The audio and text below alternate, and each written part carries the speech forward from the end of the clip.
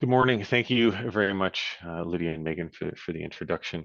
I'm John Simpson. I identify as male. I am tall. I'm over 6 feet, although we're all the same today in our tiny little rectangles. I've got graying brown hair. I've got a stubble beard that I've been working on for a while. Today I'm wearing a black t-shirt and a blue blazer. I'm an English speaker.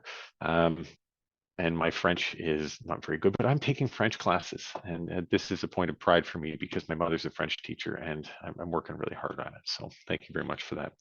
I also would like to acknowledge the land that I am on. This is Treaty 6 territory. I'm coming to you today from Edmonton. This is a traditional gathering place for many Indigenous peoples. That includes Cree, Blackfoot, Inuit, and Métis. This is something of which I'm newcomer to Edmonton, still relatively, although I've been here 10 years, but I'm coming to understand this. I'm ignorant of this space, and it's something that I'm working on both with myself and my family, and also with the scout group that I have the privilege to lead once a week. So I'm coming and getting better. And I would like to, just last thing before we begin, I'd like to say thank you. First, I'd like to say thank you to a group. That's the Humanities Social Sciences National Support Team. First, for your past work that you've done that we have moved forward together, and also for the work that you're continuing to do today. I also want to thank you for thinking that somehow I would be an appropriate keynote. I'm not sure that's the case. I'll try to prove you right today, but we'll see. And a special thank you to Pierre-Luc and Diane for handling the translation with the slides. So thank you very much for that. So without further ado, let us begin. So I have two thens. The first then is then the past, and then we will move and we will look at then the future, a small, you know, idiosyncrasy of English that we can play on here. So we'll take it while we can. So I tried to imagine some questions that might be interesting, as much as they can be. I don't want to like tell you old person stories for a long time here. So where have we come from? How do we get here? What do things look like? And then I want to turn those into lessons for the future. So that's what we'll do. So where did this idea come from? How do we end up with the Humanities Social Sciences National Support Team? And I apologize up front to the historians. I see some names in the attendance list. I'm not a historian, so I'm going to tell you right now, I'm not 100% sure. I didn't do quite as much digging as you might have done, but it seems pretty clear that somewhere around 2013, there started to be conversations, and there started to be conversations between individuals who are related to organizations. Those organizations are on your screen. We had Compute Canada, or Calcul Canada, an organization called INC or INKI, also closely related to DHSI, the Digital Humanities Summer Institute, and well as Canadian Society for Digital Humanities, or Société Canadienne de Humanité Numérique. And the people involved in this are, it's my understanding, Dugan O'Neill, Susan Brown, Ray Siemens, and Michael Sinatra to some degree. And they're interested in figuring out how something more can be done for the humanities and social sciences. There's starting to be this thing called the digital turn, which you can argue about when it exactly happened, but it's starting to become necessary to have access to more computing power than just on your desktop. And so they're starting to have conversations about this. And they push for it and they work on it together to the point where Compute Canada sends representatives to an INC conference event, right? They send a number of people to DHSI to see what it's even about so they can begin to understand what this culture is. And so I see two important things here. One is that the groups are working together to see what's possible. And two, there's a lot of willingness from those who are in kind of this position of power in terms of access and control over the systems and the support programs and so on, to begin to meet those who are asking for help where they're at. And I had privilege to be at both of those places when those meetings took place. What does this turn into? It turns into a job posting. And this is also a point of fortunateness for me because that job posting was ultimately located at the University of Alberta where I was. Had nothing to do with me or anything like that. That was a university that was looking for a position and they were willing to host a DH position. It was weird. It's the strangest job posting I think I've seen. It was really 3 job postings all in one, as 3 different organizations each wanted whoever took on this position to fulfill a role that they needed. One was from the U of A, The University of Alberta wanted to replace or start setting up a replacement for one of their lead support specialists. His name was Msao. He's still a legend in terms of number of tickets that he responded to across the country on a regular basis. Then there was Westgrid at the time, the organization from Manitoba all the way to BC that looked after a lot of regional computing needs. They were kind of looking for a system administrator. And then there was Compute Canada, who was looking for a DH specialist. So really, these were 3 jobs. It was 3 jobs in one. It was like a 300% role. I don't know who else applied for it, and I'm not ultimately sure how I ended up with it. But I'm thankful that I was. But once I received the role, it was pretty clear I could only do one thing, and I was not going to be the system administrator that half that job wanted. I could do some system, I could do some user support, but I couldn't do that. And it was really going to be to push DH and how can we grow the digital humanities and so on in Canada. So, John, just a yes. quick question. What is NST? National Support Team. So this is not, thank you very much for asking that, Pierre-Luc. We talk about the national teams in the Federation. And the same is true under the Alliance, to my understanding, or the Digital Research Alliance of Canada. I added the S because that's really what the humanities team is trying to do there. Anywhere else it's called national team, but we've got different sorts of national teams, some that are looking at things on the back end and some that are more forward facing. So I stuck the S in there to kind of remind me that this is a support team and it's meant to be working with the research community. So the question in the chat there, should the slides be changing on my screen? So the one you should be seeing right now for me is, where did the idea for HSS National Support Team come from? I'm about to change the slide. So how was the team first composed? Well, I've got an image for you here on the screen. This is the way the team felt a little bit. It's not, I don't think this is reflective of reality, but it's the way it felt to me when I first started. I was kind of this lone humanities person who had some technical skills. This is the way it kind of felt when I first came in. Everybody was very, very welcoming, very, very nice, but it was pretty clear to me when I first came in that here's this person that's come up through a humanities background, mostly through philosophy, and a whole lot of people that have other backgrounds that are very, very technical and doing a lot of very amazing things. Technical superheroes as far as I'm concerned, and they're still there. Question in the chat about how to get the English slides. So if somebody could reply to that, would be helpful. So I get the role, I show up in January, and then about a week later, the first thing they do is send me to a national conference in Winnipeg. So yes, I'm in Edmonton, but Winnipeg in January is a special event. So thank you very much for that. And at that event, I don't know what gripped me at that time, but I addressed all the participants who were there, all these technical experts, and I told them, you don't know what you've done, right? You don't know what you've done inviting the humanities into this group. And I'd like to say that at the time, as much as I might have thought that I had a sense of what they had done, and otherwise, why would I say that? I don't think I really did. And I wasn't sure about where we were going to go and how we could figure these things out.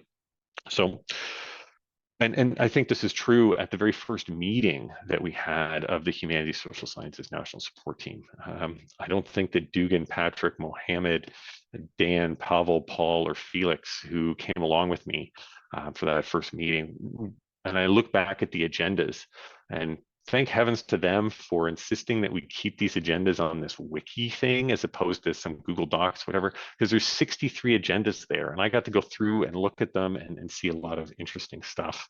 We really did a lot together. And what I discovered over time is that, well, many of them didn't have the depth of humanities background that I might have. They all had an interest in it, and they were all cared deeply about the researchers and the research that they were doing and wanted to support that. And I grew to be more technical, and I would like to think that they grew to be more humanities. And so we can't say they're more humane; they're all fine, humane people in their own right. And one representation of this, this kind of is similar foundation and just how we got to work so well together over time is that 54 meetings in, right, of this 63 meetings that are in the wiki, and that's not all the meetings we were part of, something interesting shows up on one of those agendas. And if you've seen agendas and notes from meetings before, you definitely have. Sometimes they'll list regrets, right? Like who can't come to the meeting? Well, we started doing that early on to track kind of attendance, but then the regrets started to become other things that people regretted. Like I regret eating the hot dog that I shouldn't have eaten at lunch, and so on and so forth. And on that 54th meeting, another thing shows up on the agenda in the notes for the first time: confessions. And I won't tell you what the confessions are. They're there for those of you who have access to them. We can talk about them later. But just the fact that people are confessing things in their lives, this shows the kind of close knitness that we were able to achieve on the team. We'll go to the next slide. So who do we support at the end of it, right? A little bit of this stuff at the back. And at the beginning, this was an interesting question for me. I believe it's still an interesting question today. It's like, who are we supporting? Because I showed up, I'm really excited.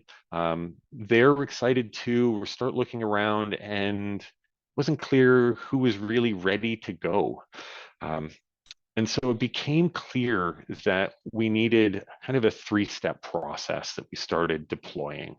And the first step is inform, the second step was train, and then the third step was support. This is what we were going to start doing for originally the digital humanities. People didn't even know we were out there. Yes, we were having these conversations with these organizations and the people who are representing them.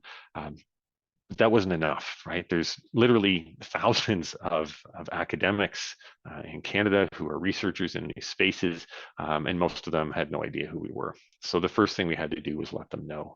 And then the second thing was, well, once we let them know, they don't necessarily know how to use these particular systems, so we're going to need to train them.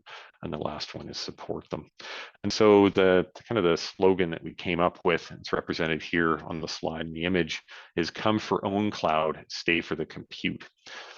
Own Cloud at the time was a Dropbox-like service that was being offered by Simon Fraser University. And for a lot of people, this was the beginning of working with Compute Canada at the time, now the Digital Research Alliance of Canada. And Own Cloud, we're not using Own Cloud anymore. We now use a branch of it or a fork of it called Nextcloud. But the point was, not everybody needed really large computing resources, right? What they might need was access to a Dropbox-like storage system that was here in Canada that they could then push and pull files from, right? For their lab, right? Or to support other researchers or graduate students or other people that they were working with. Maybe they needed some training. How would I even use Python? Show me how to imagine what's even possible here. It's a question that nobody asked directly, but they would kind of ask indirectly that we try to help them with, right? And what became clear as we started going and moving forward is that if we focused on DH, it wasn't going to be enough, right? There wasn't going to be enough researchers that were going to be interested here. And so we started branching things out. And so this ceased to become kind of the DH team at some point, and we changed the title to HSS for Humanities and Social Sciences, right? Because we started getting requests from all sorts of places. And what really happened to us is that we became the catch-all for all the other computation that wasn't being captured by the disciplines who have been doing this for a long time, right? The chemists, they had their own place to go. The physicists, they had their own team and support for some of that. For any of these traditional computing based disciplines were looked after. And then we became the place for all the others, right? So we started fielding requests for things from RedCap, MediaWiki, Moodle, brain-computer interface art, big data and Apache Spark for the humanities, the CFI cyber infrastructure grants. We got lots of consultations on those. There's lots of visualization work, and I see Alex Razimov's here today. Thank you, Alex, for that work. Early days of the Federated Research Data Repository, they're in those agendas as we start to talk and discuss those with Jason Alati at University of Saskatoon, the Old Bailey, computational law. There's a number of music projects that start coming in. So we're getting arts projects in there as well. Processing massive quantities of videos, right? I see Garth has joined us today. Thank you for some of your work there, Garth. Really interesting one that I didn't know what to do with from archaeology. Somebody came in with LiDAR cave scans and they weren't sure where else to go and they ended up with us. Gambling in BC, and some lottery information, right? And a bunch of training with software carpentry and so on, right? And that's just a few of the things that I pulled out of the agendas we looked at. So, but what's important here is this notion of being this sort of group that grabbed everything else, the stuff that didn't fit elsewhere. So we started as DH because they had a voice. And then once we had some supports in place, we really started growing that and seeing the digital that happening elsewhere that wasn't really being picked up. So we tried to address that. And this is totally a leading question. Was support from the Humanities Social Sciences National Support Team different from support provided by other teams? And the answer to this is a yes, I think it was. Although this doesn't mean that there weren't fights over it or that we were perhaps doing things that were inappropriate at the time. Well, what do I mean by that? When we first came on and it became clear that we needed this informed, trained, and then move to a more traditional support model, we had to figure out how to do that. And so there was a number of flights that I had around the country. I went to Victoria. I went to the conference. It's called, used to be called the Learneds, now it's called Congress. And if you're in the humanities, social sciences, it's likely the case that your discipline meets at the same place at the same time that all the other humanities, social sciences are meeting as well. And so I would go to those events. I went to AceNet to do kind of a meet and greet and figure out what their needs were. And this wasn't happening on most of the other teams. They were much more set in terms of the support that they were providing. And here we're trying to build and grow the audience. So that was a big change for us. Digital Humanities Summer Institute. I mentioned at the beginning, this is a place that they sent some people to find out about the culture. Once the Humanities Social Sciences National Team was up and running, we partnered with them and we were able to offer some kind of joint scholarships. We were also able to send experts from within the Compute Canada Federation to deliver courses there. And the intent there was that we would have somebody from the academic community teaching alongside somebody from the support community that the Federation represented. And we would continue to have these pairings. And so it started with a Python class that I was leading, but it moved on to a big data class, visualization, and so on and so forth. We also ran an open data challenge with the Social Sciences and Humanities Researchers Council. So provided the data set. There was a challenge for what can you do with this data set? And there were some prizes awarded with that, just to try to capture people's imaginations in terms of what was possible and to provide some training for them as well, right? So this would be to show what resources were available, and that was a big part. But a piece that was really different for us. So these are all kind of nice to have above and beyond, but the thing I think represented the most about how this team was different in terms of how it did support. And this upset a number of people, and it still does. And I'm conflicted in terms of what's the right way to do this still, is that we would often skip the support ticketing queue. Right? So what do I mean by that? Typical support ticket, you're going to send the support at alliancecan.ca now, and it'll go into a pool and it'll get assigned or somebody will pick up your ticket. Whereas when we started out, a lot of the people didn't send it to support at computecanada.ca at the time because it wasn't how things were done. They weren't sure what to ask and so on and so forth. So they were much more comfortable emailing john.simpson at computecanada.ca or insert name of other person on team and building this kind of relationship. And that was important for them because the experience for them when they jumped into the ticketing system was a little bit more cold and unfriendly than they were looking for. Doesn't mean it wasn't helpful, but they were looking for somebody that they could begin to have a knowing relationship with, right? Mentoring is the wrong word, but somebody who would kind of be there for you, felt they would understood your issue, And there was no question that the work that you were doing was valuable. You might not have big data, but it doesn't mean that your data wasn't complicated or interesting or worthy of talk. And I don't think anybody on the ticketing system ever meant to pass that feeling along. But I think it was there for people, or even if it wasn't, they were worried that it might be. So we'd skip that. And so we did a lot of skipping the ticketing system. And the downside with that is that you're not logging these things in the same way. And that's really unfortunate because it becomes harder to show that support is required in certain ways going forward, or to adjust if you need to. So things were different then, and I think some of those differences still continue. I'm going to go to the next slide. I'm going to flip from this, from then the past to then the future, and next slide after that. So what are some lessons that we might take from this kind of very cursory spin through just a few questions here? Well, one is keep pushing, right? We need to keep driving forward for the support that is required for these disciplines that we're looking to support, right? And that support, next slide, needs to come from all sides, right? So it can't just be organizations that represent the researchers, and it can't just be most likely organization is the Alliance to point to, but it can't just be them. Like, the community of organizations needs to come together and say, look, there's a need here. How can we work together to fulfill it, right? We'd be in a very different space if Compute Canada back in the day had not consulted, had just kind of heard what was sort of needed, and then decided that it knew best and pushed it out there. Right? It would also be in a very different situation if the organizations that were pushing Compute Canada to bring some a change in terms of the support that they were providing and who they're providing it for, had fallen on deaf ears, right? And they had just not listened. So that would be unfortunate, right? So we're going to communicate with people and communicate them as best we can, and we need to work together to do that. I don't know quite who those organizations are today, but certainly I think the Alliance is one of them.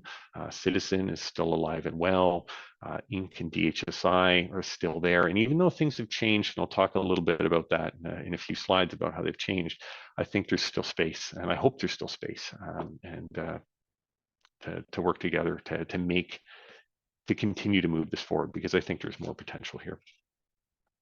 Key thing that really happened that came out of this is dedicated supports, right? And so on that first slide, I represented myself as this kind of O amongst a bunch of X's. Dedicated support is still key. I think this is important, and I say this knowing all the work and effort that's being put in by the people that are putting these this even just this workshop series together, let alone behind the scenes. And I want you to know that I think that those positions, some of them, at least one of them, needs to be 100% or 95% focused on managing and looking after the team. And this is a tough ask. I recognize that, given how the funding comes in. Some of it comes through the Alliance now, some of it comes from your institution. Different institutions, different managers within those institutions have different ideas about what a 60-40 split is meant to look like in terms of time. Are you a national support person who just happens to be placed at that institution, or are you a local person who happens to be called in to do national support? And if it's either of those things, is it a 60-40 split? Who's tracking that? What does that really mean? Where's the value to whatever organization's putting this money in? These are a lot of tough questions. But I think it needs to happen. And if it's not happening right now, or it stops happening in the future, a conversation needs to be had. Because if you, particularly given what I'm going to suggest in a few slides hence, the size of the community that needs to be supported here and the diversity of it needs somebody who's saying, I'm going to do my best to support them. So dedicated supports, this person can't do it alone. They're all welcome, right? And this is the truth of what was really on that first slide. It's not an O and a bunch of X's. It's just a bunch of people with different skills. Some of them have a different role, perhaps. And my role at the time was dedicated, or what I made my role to be, because I just didn't do the other things that are on that job description. What I made my role to be was be that as much as I could, 100% humanities, social sciences anchor. What can we do? How can we bring the people together with all the myriad of skills that they have and the perspectives that they have and the roles that they have at their institutions and their other interests, and bring them together so that we can build things together, right? Great example. Had nothing to do with anything that I had. This is the brainchild of others, is the series that I'm speaking at right now, right? There's other examples of that as well. So can't do it alone. You need a dedicated support, and they've got to have a lot of people around them, and they have to be really welcoming and build that out. And why is this? Well, next slide. Because of the size of the tent. And this is a bit of a this is not a bit, this is totally a reference to a discussion that took place in the digital humanities community a while ago. I've been a little on the outside, maybe it's still going on, I'm not certain. But this is a debate in the digital humanities. Like, what is the digital humanities? Who is in, who is out, who's part of the group? Because we need to think big tent, but we have to think bigger. Um, there's a role that this team has, or it had in the past. I believe it still has it, and that is gathering together the other, gathering together the groups that aren't clearly represented in those other spaces, right? So where are the arts, right? If I look at the name Humanities, Social Sciences, and I'm an artist, right? I belong to a faculty, I belong to, a fine arts department. Am I represented there? How do I know that? Right? I might have heard about it and so on, but it's not so clear that it's the case. Medicine, we got calls from people in medicine. My wife's in medicine. I've done presentations with her on this sort of thing, and it's not clear that this is where else she would go, right? Architecture was another one that we worked with people on. Business is another one. It's not clear in everybody's mind that that falls in the social sciences category. What should the disciplines be? And this matters for a very particular reason. It matters, I think, because there's strength in numbers, right? What do I mean by that? Well, if I have one researcher and that researcher comes in and they say they have 1,000 core years or 10,000 core years, and that's their need. And I have one other researcher over here and they want to use OwnCloud, starts to become the case that, well, that number's bigger. Like, I don't know what a core year equivalent is, or might not. But this person just wants to use this Dropbox thing. Well, maybe I should put all my effort on the core years. But you can change that equation, right? And you can change that equation by changing the number of people on the other side that are interested in that thing. Well, all of a sudden, it's 10 people that are interested in OwnCloud, or it's 100 people that are interested in OwnCloud. It's 1,000 people that are interested in using OwnCloud. All of a sudden, it matters. And it matters not just for those people, because odds are the person who has 10,000 core years is going to need it as well, right? This is a digital parallel to why we should make sure that our buildings are accessible, right? It's good for all of us. And you can make that argument, but it's easier to make that argument when you have the numbers, right? And so by making that tent much larger, you're going to begin to have the numbers to support the services that are required in that other space. It also maximizes intersectionality, right? So my analogy here is you can have salt and water, right? That's a very different thing from salt water, right? For any chemists that are here today, right? The way it behaves, what it does, it's not the same as just having some salt and having some water beside it. When you combine them, when you fuse them together, this is the difference between conjunction and fusion, to draw on my logic background. It's not the same thing. Something new happens when they're combined in this way, and you create that possibility by expanding that tent. And I think we've seen that particularly because we've got the combination of support experts with this wide variety of skills, working with people that they might not have been paired up with if we had sliced up these disciplines a little bit more directly. And I've always been thankful for seeing the work and the volunteering and the courage. There's some courage there to put your hand up and say, I'm going to go help this expert, even though I'm just a technical expert, right? Well, the researcher often feels the same way, right? They're putting up their hand and saying, I'm going to ask for help. I'm supposed to be an expert in this field, but I don't know how to do this thing. I'm going to ask for help. And I think if we always remember that both sides are usually coming from that position of a little bit of fear and trepidation, we'll do a lot better. In the big tent, we need the biggest tent, and it's apparently the biggest tent in the world, so it's worth looking up. Next slide. I don't want it to seem that everything was super great in the past and it's still super great now, and things changed. Right? When we first started the Humanities Social Sciences National Support Team, we had something that we no longer have. And if this has changed, somebody, Megan, Lydia, you can stop me right now and I will skip this slide, but I don't believe this is the case. And I've advocated for this for a long time, but I've never had the privilege to advocate for it in a keynote. So I'm going to advocate for it now. When we started, we had a budget. That's something that the other teams didn't have. It's another difference in terms of what we're able to do, why we're able to move around the country, be able to offer some of these scholarship programs, to fly people to Digital Humanities Summer Institute to deliver courses, to start informing and providing training and building out competence and capacity in Canada. And it made a huge difference. And slowly over time, it got less and less and less, because it wasn't really understood. And when people looked at it, it was easy to cut. There's a practice called bike shedding. You can imagine a bunch of people coming together to look at plans for a nuclear power plant.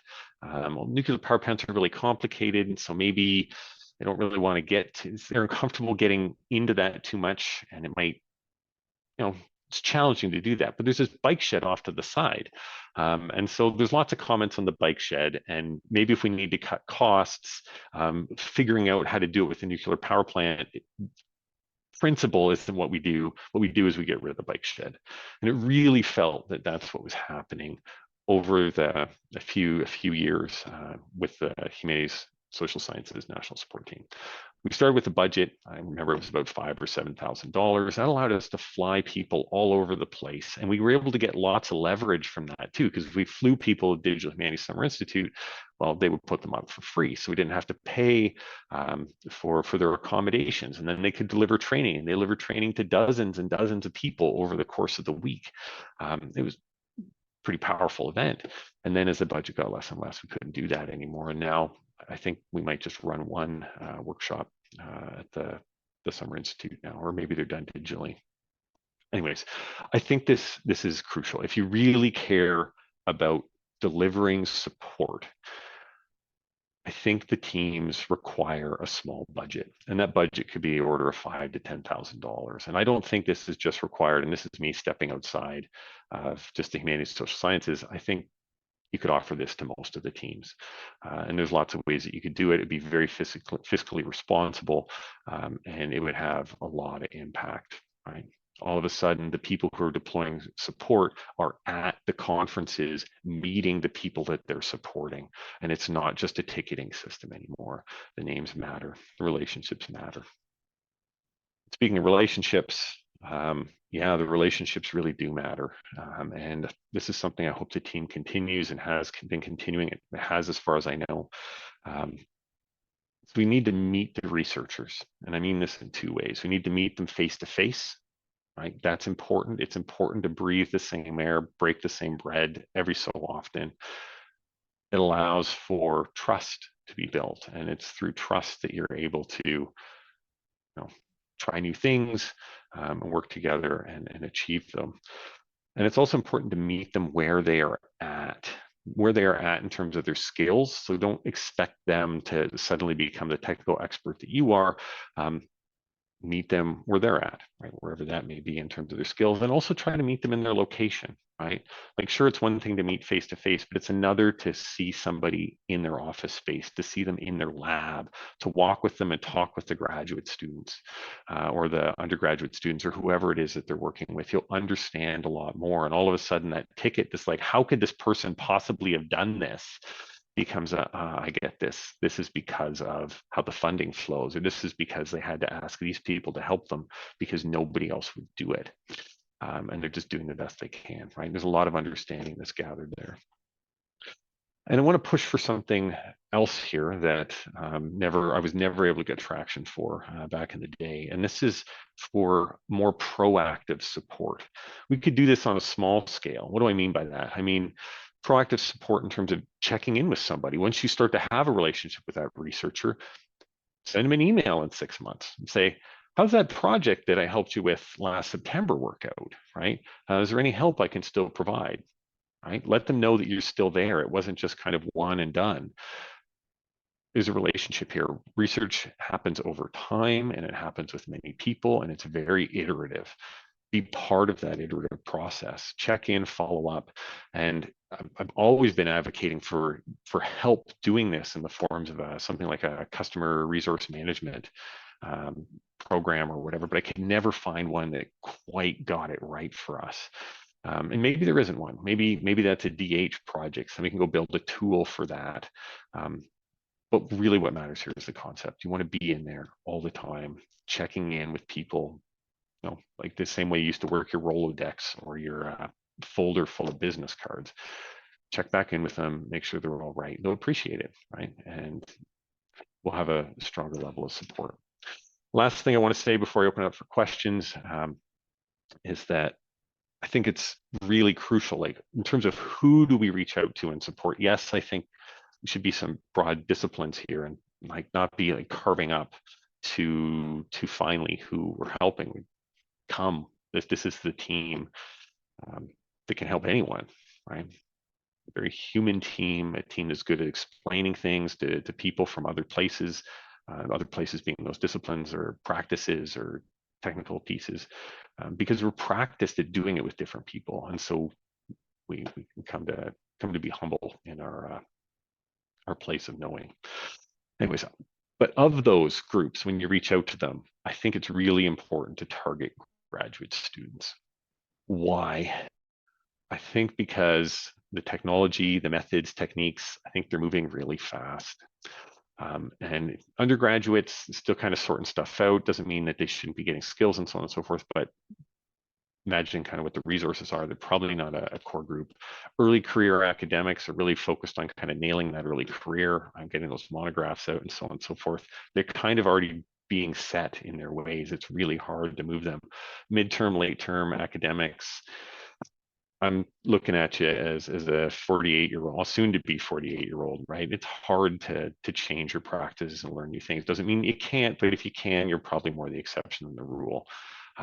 Graduate students are where it's likely at. They're the best place to kind of create this fusion, right?